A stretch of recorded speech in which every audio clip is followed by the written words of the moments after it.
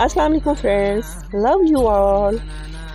जी friends, जैसे कि आपको मेरी आवाज़ से ही अंदाज़ा हो रहा है कि गला है सख्त तवील ख़राब, इसलिए वॉइस ओवर में ज़्यादा लंबा नहीं कर सकती।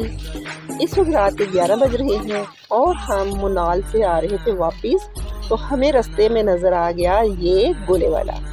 पंजाब में तो हम इसको गोला बोलते हैं, मुख्तलिफ शहरों में आप लोग इसे क्या बोलते हैं मुझे ज़रूर बताइएगा। कुछ लोग इसको गोला गंडा भी बोलते हैं।